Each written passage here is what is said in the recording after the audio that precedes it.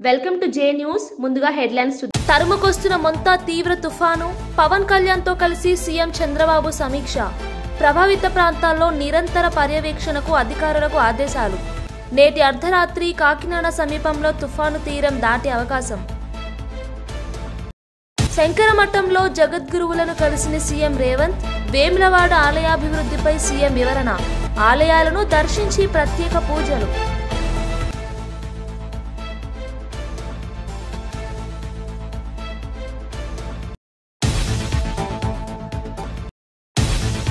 GP ఎదుట లొంగిపోయిన చంద్రన్న, బండి ప్రకాష్ తో కలిసి పోలీసుల ఎదుట లొంగిపోయిన మావోయిస్టు కీలక నేత చంద్రన్న. మావోయిస్టుల లొంగుబాటు వివరాలను వెల్లడించిన డీజీపీ శివధర్ రెడ్డి. జూబ్లీహిల్స్ ఉప ఎన్నిక వేళ కాంగ్రెస్ పార్టీ అభ్యర్థి నవీన్ యాదవ్ సంచలన ప్రకటన. నాపై పెట్టిన కేసులు నిజమైతే నేను రాజకీయాలు వదిలి హైదరాబాద్ నుంచి వెళ్లిపోతా అని వెల్లడి.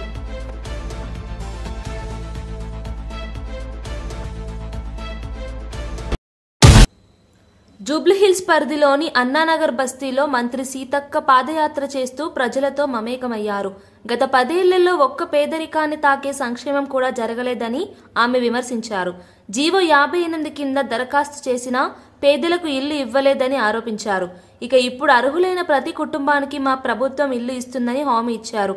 స్థానికులు ఎదుర్కొంటున్న సమస్యలను గుర్తించి అధికారులతో చర్చించనున్నట్లు తెలిపారు.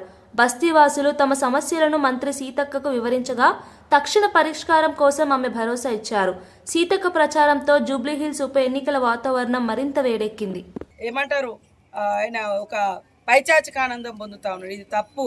ఆడోళ్ళ కన్నీళ్ళు చూస్తే మీరు బాగుపడరు. అది ఇంటి ఆడబిడ్డైనా బయట ఆడబిడ్డైనా ఆడోళ్లకు ఆడ కూతుర్లకు మంచి చేయాలనే ఉద్దేశంతో మా సీఎం రేవంత్ రెడ్డి గారు ఒక సోదరుడులాగా ప్రతి ఇంటి ఆడబిడ్డకు నేనున్నా అనే భరోసానిస్తూ వాళ్ళ బాధలు కష్టాలు తీర్చుకోవడం కోసం విస్తృతంగా మహిళా సంఘాలను ఏర్పాటు చేసి నా ఇంట్లో నేను ఒక్కదానే ఉన్నా. ఇవాళ వెనక ముందు లేరు నాకు అంటే తోబుట్టువులో అక్కనో చెల్లో లేదు ఉదాహరణకు. మరి ఈ అక్కకు ఇవాళ 10 మంది కలిసి ఒక సంఘంలో ఉంటే ఒక భరోసా. మేమందరం ఒక సంఘంలో ఉండడం మూలంగా ఒకరి కష్టాలు ఒకరు చెప్పుకుంటారు. ఏదైనా ఆపద వచ్చినా కూడా సంఘం ద్వారా 4 రూపాయలు తీసుకుంటారు. ఇవంతా మేము డెవలప్ చేస్తుంటే బీఆర్ఎస్ నాయకురాలు కల్వకుంట్ల కవిత ప్రజల సమస్యలను తెలుసుకునేందుకు జాగృతి జనం బాటలో భాగంగా నేడు జడ్చర్ల, దేవరకద్ర, మహబూబ్ నగర్ ప్రాంతాల్లో పర్యటిస్తున్నారు. ప్రజలను ప్రత్యక్షంగా కలుసుకుని వారి ఇబ్బందులను తెలుసుకోనున్నట్లు తెలిపారు. ఈ సమస్యలను ప్రభుత్వ దృష్టికి తీసుకెళ్లి పరిష్కారం సాధించే దిశగా ప్రయత్నిస్తానని చెప్పారు. కవిత పర్యటనకు బీఆర్ఎస్ కార్యకర్తలు భారీ ఏర్పాట్లు చేశారు.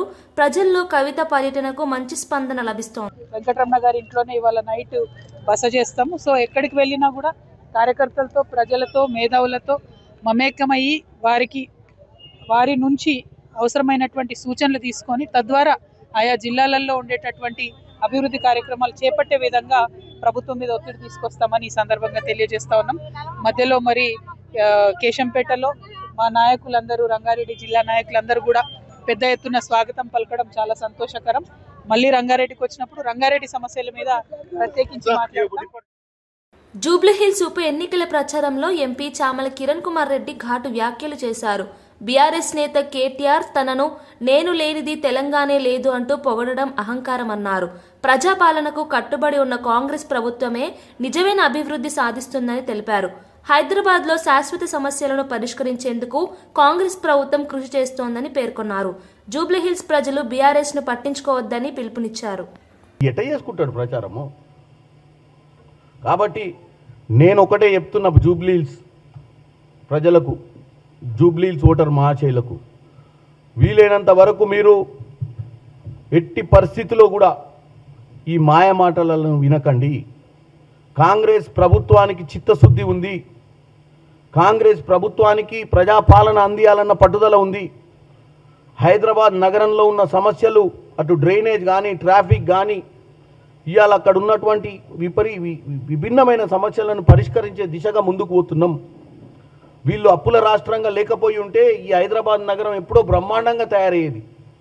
రోడ్లన్నీ ఎడల్పేటి అన్నీ. ఎందుకంటే ఏ రోజు కూడా వీళ్ళు రాష్ట్రంలో ఒక నియంత పాలన అనుకురు తప్ప సెంట్రల్ గవర్నమెంట్ దగ్గర పోయి నిధులు తెచ్చుకునేటువంటి బుద్ధి కూడా లేనోళ్ళు వీళ్ళు.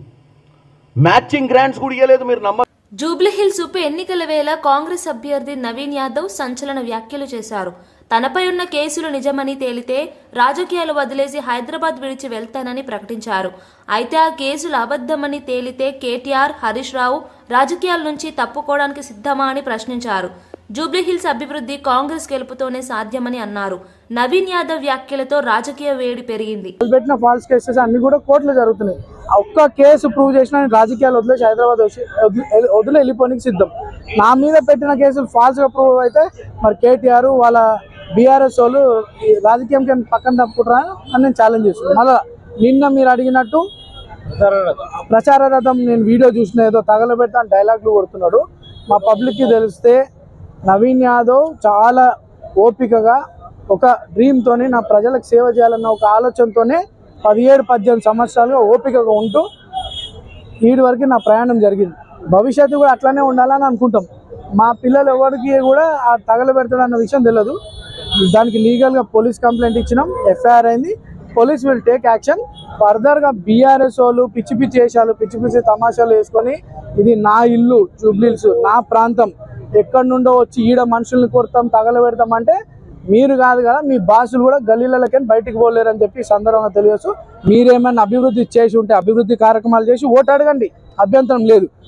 అనవసరంగా పర్సనల్గా టార్గెట్ చేసి వ్యక్తులను టార్గెట్ చేసే ఉద్దేశంతో నీటికి వస్తే మాత్రం ఎవరు కూడా మీ ఇల్లు కూడా మీ గల్లీలు దాటరు, మీ ఇల్లు చూడరు. బీఆర్ఎస్ పార్టీ అమ్మని వచ్చి చూపిమ్మనండి ఏం అభివృద్ధి అయింది, ఏం అభివృద్ధి అయింది. అభివృద్ధి అయింది అంటే రోజు ఒక 4 మీద కేసులు అయ్యి అభివృద్ధి. ఇగో ఇక్కడ ఉన్నాడు సుందరు, వాళ్ళ ఎస్సీ మాజీ కార్పొరేటర్ ఎస్సీ ఎస్టీ కేసులు పెట్టిర్రు. చాలా అండి, ఒక్కటి కాదు, ఒక 500-600 మంది జీవితాలు పాడేసే పనిలో గత బీఆర్ఎస్ ప్రభుత్వం ఉండే.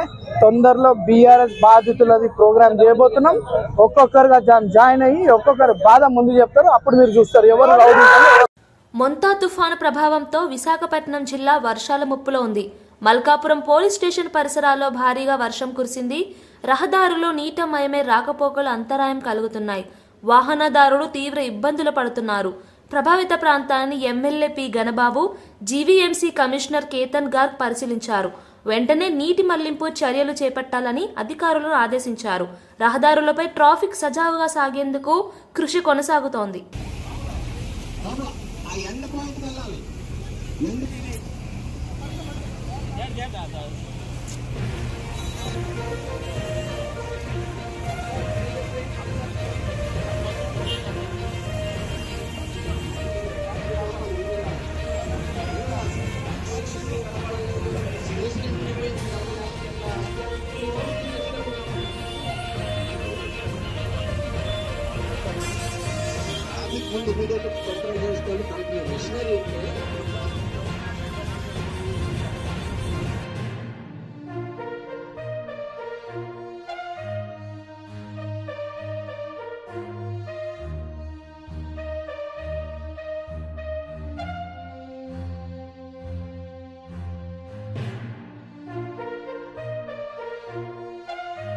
వ్యవసాయ శాఖ మంత్రి అచ్చెన్నాయుడు రైతులను ధైర్యం చెప్పారు.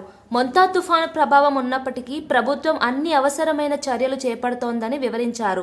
పంటల రక్షణకు అధికారులు సిద్ధంగా ఉన్నారని తెలిపారు. ఎటువంటి నష్టం జరిగినా రైతులకు పూర్తి సహాయం అందిస్తామని హామీ ఇచ్చారు. ప్రతి జిల్లాలో కలెక్టర్లు పంటల స్థితిని పర్యవేక్షిస్తున్నారని తెలిపారు. రైతులు ఎటువంటి ఆందోళన చెందవద్దని, ప్రభుత్వం తగిన సహకారం అందిస్తుందని మంత్రి భరోసా ఇచ్చారు.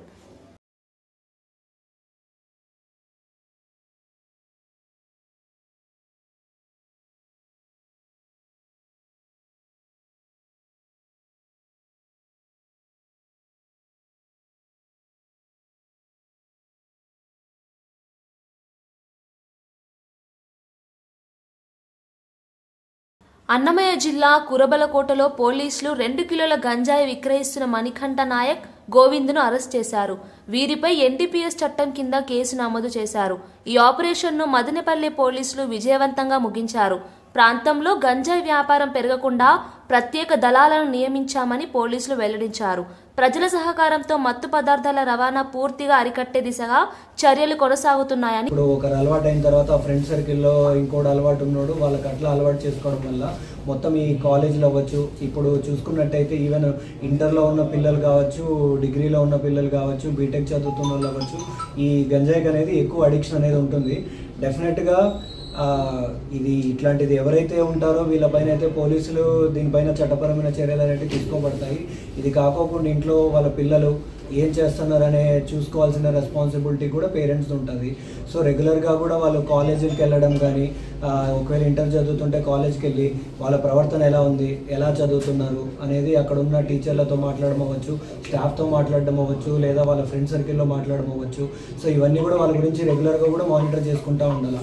లేదంటే మాత్రం వన్ ఫైన్ డే ఎట్లా ఉంటారంటే మావాడు అన్నీ బాగానే ఉన్నాడు, మావాడు చాలా మంచోడు అనే స్టేజ్లో ఉన్నప్పుడు వన్ ఫైన్ డే ఏమవుతుందంటే ఇట్లాగే గంజాయిలో పట్టుబడ్డం కానీ, లేకపోతే కన్జ్యూమ్ చేస్తూ పట్టుబడ్డం కానీ ఇలా ఉందంటే మాత్రం ఒక్కసారి NDPS కేసు ఉందంటే మాత్రం కెరీర్ మొత్తం స్పాయిల్ అయిపోతుంది. 10 years కన్విక్షన్ వస్తుంది. And more over once remand పోతే అంత ఈజీగా బెయిల్ కూడా రాదు. NDPS కేసుల్లో అంత సీరియస్గా ఉంటుంది కాబట్టి సో పేరెంట్స్ ఎవరైతే ఉన్నారో వాళ్ళు కూడా డెఫినెట్గా వాళ్ళ పిల్లలకి ఇంట్లో ఉన్నప్పుడు కానీ ఖచ్చితంగా దీని గురించి కూడా మాట్లాడుతుండాలి, స్కూల్కి వెళ్తుండాలి. అండ్ చుట్టుపక్కల నైబర్స్తో కూడా ఎలా ఉన్నాడు అనేది డెఫినెట్గా తెలుసుకొని వాళ్ళతో రెగ్యులర్గా మాట్లాడుతుండాలి. అంతేగాని మా పిల్లోడు బాగున్నాడు, ఏమవ్వదు, బాగానే ఉన్నాడు అన్నప్పుడు ఒకసారి ఏదో ఒక రోజు పట్టుబడినప్పుడు వాళ్ళకు కూడా షాక్ లాగా ఉంటుంది. అలా కాకోకుండా ముందు నుంచి కూడా వాళ్ళు ఎలా ఉన్నారనేది తెలుసుకోవాల్సిన బాధ్యత పేరెంట్స్ది ఉంటుంది. అండ్ స్కూల్లో ఎలా ఉన్నారని తెలుసుకోవాల్సిన బాధ్యత టీచర్స్ది కూడా ఉంటుంది. అండ్ అవన్నీ అయిపోయిన తర్వాత మనకి ఏదైనా ఇన్ఫర్మేషన్ వచ్చినప్పుడు దాంట్లో పోలీసులు అవ్వచ్చు, తర్వాత చట్టపరమైన చర్యలు మనం తీసుకుంటాం. సో డెఫినెట్గా ఫౌండేషన్ అనేది ఎక్కడ ఉంటుంది, స్కూల్స్ ఆర్ కాలేజెస్ అండ్ వాళ్ళ ఇంట్లో పేరెంట్స్. డెఫినెట్గా దీంట్లో పేరెంట్స్ అండ్ టీచర్స్ కూడా main responsibility and main role ఉంటుంది కాబట్టి వాళ్ళు కూడా దీంట్లో చర్యలు తీసుకొని పిల్లలు అనే వాళ్ళు గుడ్ బిహేవియర్తో సత్ప్రవర్తనతో ఉండేలా చూసుకోవాల్సిన బాధ్యత వాళ్ళది కూడా ఉంటుంది. మావోయిస్టు కీలక నేత చంద్రన్న బండి ప్రకాష్తో కలిసి పోలీసుల ఎదుట లొంగిపోయారు. డీజీపీ శివధర్ రెడ్డి లొంగుబాటు వివరాలను వెల్లడించారు. అరణ్య ప్రాంతాల్లో శాంతి నెలకొల్పడంలో ఇది కీలక మలుపుగా పేర్కొన్నారు. లొంగుబాటు చేసిన వారికి ప్రభుత్వం పునరావాస పథకాలు, రక్షణ చర్యలు అందిస్తుందని తెలిపారు. మరిన్ని మావోయిస్టులు కూడా సాధారణ జీవితంలోకి రావాలని పిలుపునిచ్చారు. శాంతి స్థాపనలో ప్రజల సహకారం అత్యవసరమని డీజీపీ అన్నారు. 10th క్లాస్ పూర్తి చేసుకున్న తర్వాత పెద్దపల్లి గవర్నమెంట్ జూనియర్ కాలేజీలో బైపీసీ ఇంటర్మీడియట్ చేస్తూ దగ్గు రాయలింగు, అప్పటి రాడికల్ స్టూడెంట్స్ యూనియన్ ఆర్గనైజర్ అయినటువంటి దగ్గు రాయలింగుతో కాంటాక్ట్లకు వచ్చి ఆ విధంగా మార్క్సిజం, లెనినిజం, మావోయిజానికి ఆకర్షితుడైండు. అట్లా CPML పార్టీలోనికి చేరిండు. అట్లా ముందు స్టార్టింగ్లో రాడికల్ స్టూడెంట్స్ యూనియన్లో పనిచేసి చేస్తూ 1980లో Mallojula Koteswararao alias MK alias Kishanji ఆయనతో పాటుగా ఆయనకు కోరియర్గా పనిచేసిండు. అప్పుడు మల్లోజుల కోటేశ్వరరావు కరీంనగర్ జిల్లా కమిటీ సెక్రటరీగా పనిచేసిండు CPML PW పార్టీకి. 1980 నుంచి పార్టీకి ఒక నమ్మకమైనటువంటి కొరియర్గా పనిచేస్తూ వచ్చిండు ప్రసాదరావు. 1980లో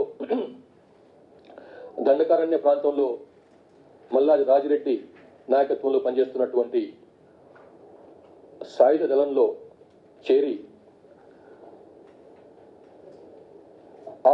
చేరిన టైం తర్వాత కొన్నాళ్లకు అదే సంవత్సరంలో 1980లో భోపాలపట్నం పోలీసులు అరెస్ట్ చేసినారు, బిజాపూర్ జిల్లా. తర్వాత జగదల్పూర్లో కొన్నాళ్ళు గడిపిండు. జైలు నుంచి విడుదలైన తర్వాత మళ్ళీ 1981లో CPML PW అప్పటి పార్టీ దాంతో కాంటాక్ట్ మళ్ళా ఏర్పాటు చేసుకొని ఆస్వాబాద్ దళం అప్పుడు ఉండేది, గజ్జల గంగారాం అన్న పేరు ఆయన దానికి కమాండర్గా ఉండేవాడు. మాజీ మంత్రి ఎమ్మెల్యే హరీష్ రావు తండ్రి తన్నీరు సత్యనారాయణ అంత్యక్రియలు జూబ్లీహిల్స్ మహాప్రస్థానంలో నిర్వహించారు. కుటుంబ సభ్యులు, రాజకీయ నాయకులు, ప్రజలు పెద్ద సంఖ్యలో హాజరయ్యారు. కేసీఆర్, కేటీఆర్, బీఆర్ఎస్ నాయకులు సంతాపం వ్యక్తం చేశారు. ప్రజలు కన్నీటి వీడ్కోలు పలికారు. ఆయన సేవలు చిరస్మరణీయమని పలువురు పేర్కొన్నారు. హరీష్ రావు కుటుంబానికి సానుభూతి తెలుపుతూ పలు రాజకీయ వర్గాలు సంతాపం వ్యక్తం చేశాయి.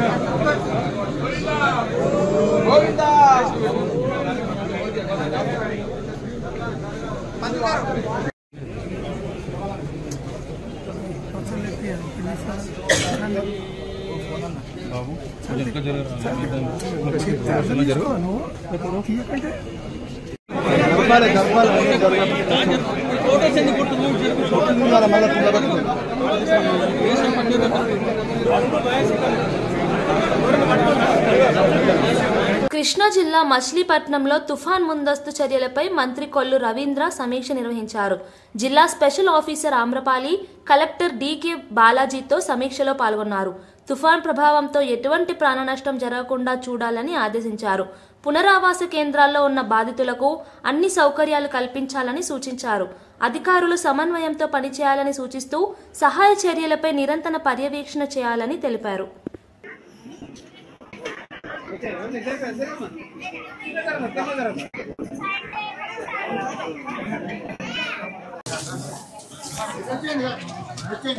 సార్ ఒకసారి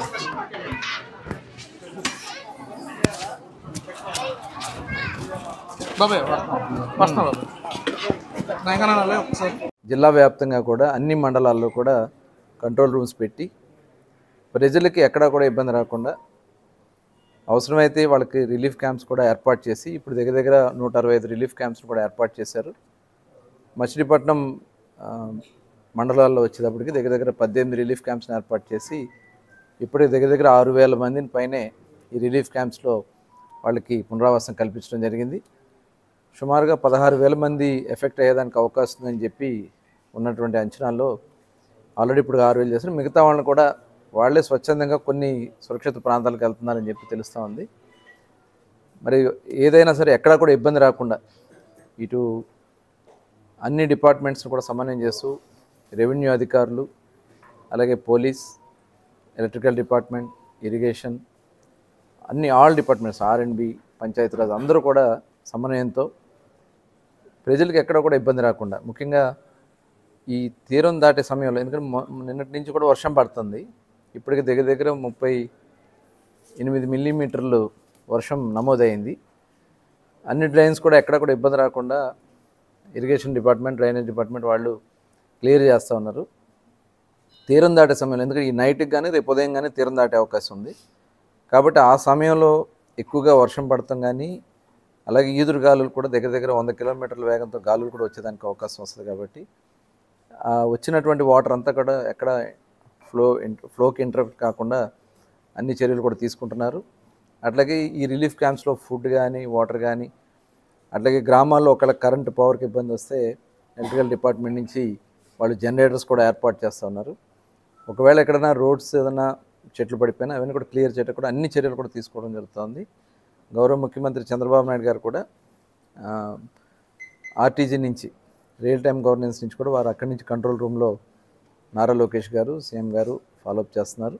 ప్లస్ ఇక్కడ జిల్లాల్లో జిల్లా కలెక్టర్ గారు అలాగే స్పెషల్ ఆఫీసర్ గారు ఆధ్వర్యంలో ఇవన్నీ కూడా చేస్తూ ఉన్నారు. ప్రజలను కూడా కోరుతూ ఉన్నాం, దయచేసి మీరందరూ కూడా తీరం దాటే సమయంలో ఎక్కువ విపత్తి సంభవించేదానికి అవకాశం ఉంది. కాబట్టి ఆ టైంలో కొద్దిగా మనం సేఫ్గా ఉండడానికి కావాల్సినటువంటి ప్రాంతాలకి, సురక్షిత ప్రాంతాలకి ఏర్పాటు చేసుకోవాలి, అక్కడ ఉండాలి. ఏదైనా సహాయ సహకారాలు కావాలన్నా ప్రభుత్వం చేయడానికి సిద్ధంగా ఉంది. దయచేసి, ఎందుకంటే ఆ తీరం దాటే సమయం. నల్లకుంట శంకరమఠంలో ధర్మ విజయ యాత్రలో భాగంగా విచ్చేసిన శ్రీ శ్రీ శ్రీ విధుశేఖర భారతీ తీర్థ స్వామివారిని సీఎం రేవంత్ రెడ్డి మర్యాదపూర్వకంగా కలిశారు. వేములవాడ ఆలయ అభివృద్ధి వివరాలు స్వామివారికి వివరించారు. ఆలయాలను దర్శించి ప్రత్యేక పూజలు చేశారు. ఈ సందర్భంగా ప్రభుత్వం మతపరమైన పర్యాటకాభివృద్ధికి కట్టుబడి ఉందని తెలిపారు. ప్రభుత్వ విప్ ఆది శ్రీనివాస్తో పాటు పలువురు పాల్గొన్నారు.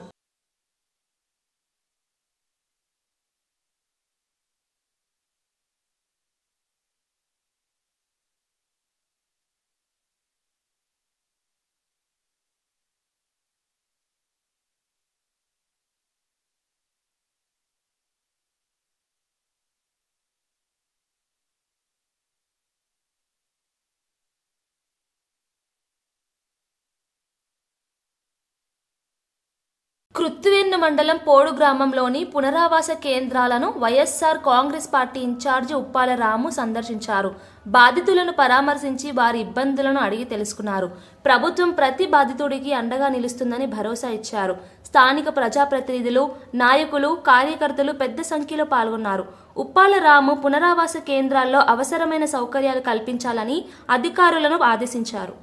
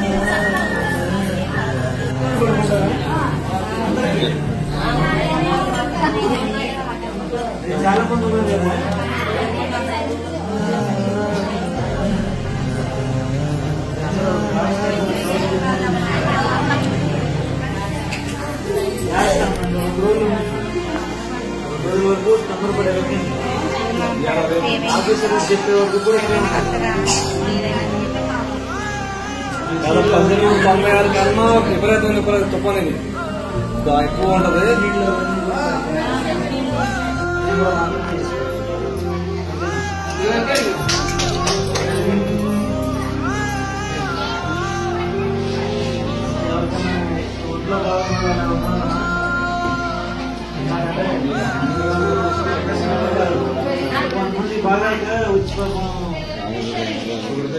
ఇబ్బంది పడేవాళ్ళు ఒక ముందుగా కాంటాక్ట్ చేస్తాం కాబట్టి ఇబ్బంది లేదు.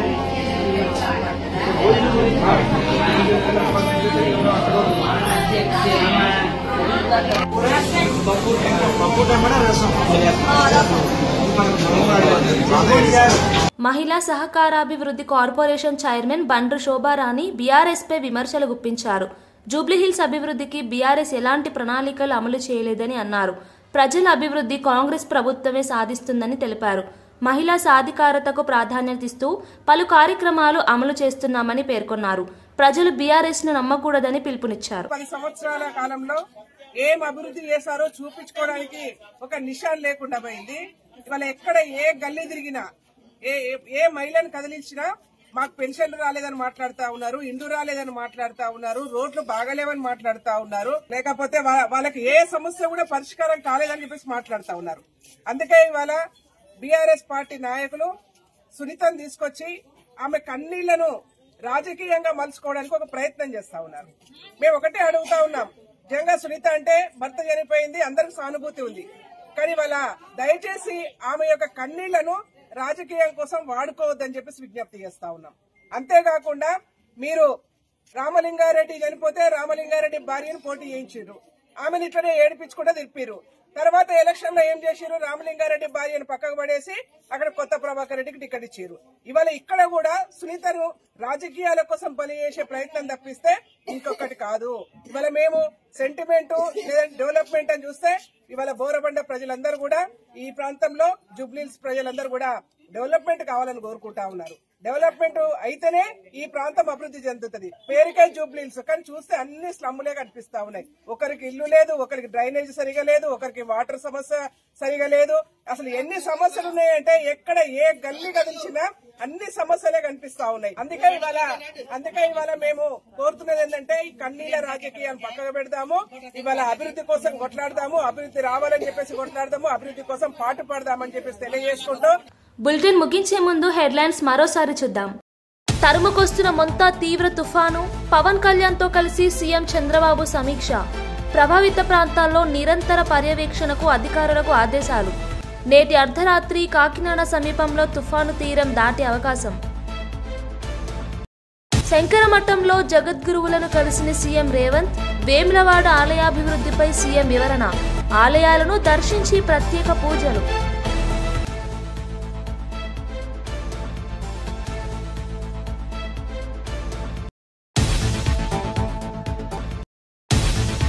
జీపీ ఎదుట లొంగిపోయిన చంద్రన్న, బండి ప్రకాష్తో కలిసి పోలీసుల ఎదుట లొంగిపోయిన మావోయిస్టు కీలక నేత చంద్రన్న, మావోయిస్టుల లొంగుబాటు వివరాలను వెల్లడించిన డీజీపీ శివధర్ రెడ్డి. జూబ్లీహిల్స్ ఉప ఎన్నిక వేళ కాంగ్రెస్ పార్టీ అభ్యర్థి నవీన్ యాదవ్ సంచలన ప్రకటన, నాపై పెట్టిన కేసులు నిజమైతే నేను రాజకీయాలు వదిలి హైదరాబాద్ నుంచి వెళ్లిపోతా అని వెల్లడి.